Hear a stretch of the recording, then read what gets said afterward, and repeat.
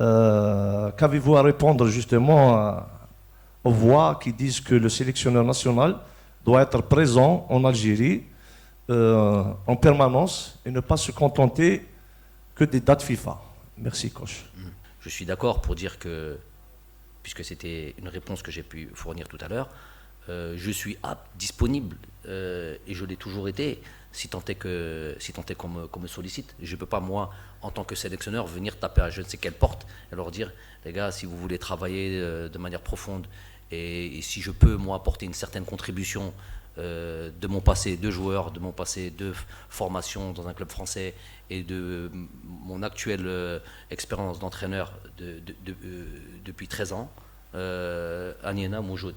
Elle a dit, mais je ne peux pas faire ça. À quelle porte je vais taper, moi, pour ça?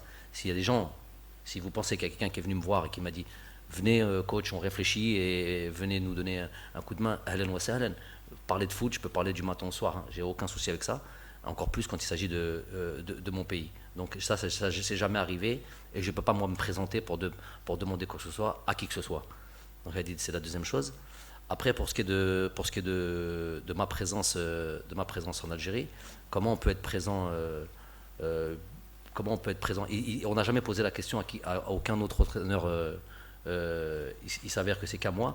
Comme on m'a posé 1000 autres problématiques, comme pourquoi tu surveilles pas toutes les pelouses d'Algérie, parce que quand on t'a recruté, j'avais pas vu qu'il y avait un alinéa. On m'avait dit que tu étais jardinier aussi.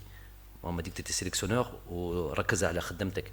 Donc quand je viens et qu'on me dit oui, pourquoi tu es surpris quand tu viens? Je ne suis pas surpris. Les gens ne connaissent pas le quotidien. Le quotidien, je vais vous donner par exemple un exemple sur cet aspect du truc qui a pris beaucoup de place dans les plateaux.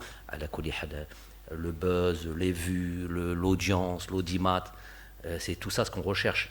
Ils ne cherchent pas à avoir une certaine forme d'accalmie, de tranquillité pour travailler comme toutes les équipes nationales qui se respectent. Non, on veut du buzz, on veut de l'embrouille, on veut du sensationnel, on veut truquer. On cite le même nom et ça fait du truc. Moi, je l'ai compris ça depuis longtemps. Qu'est-ce que vous voulez que j'y fasse? Si les gens ne sont pas conscients et ne sont pas responsables de la position qu'ils occupent, et que si maintenant des plateaux ou quoi deviennent un endroit où on vient cracher comme ça et raconter n'importe quoi, je peux rien faire, je peux pas légiférer là-dessus.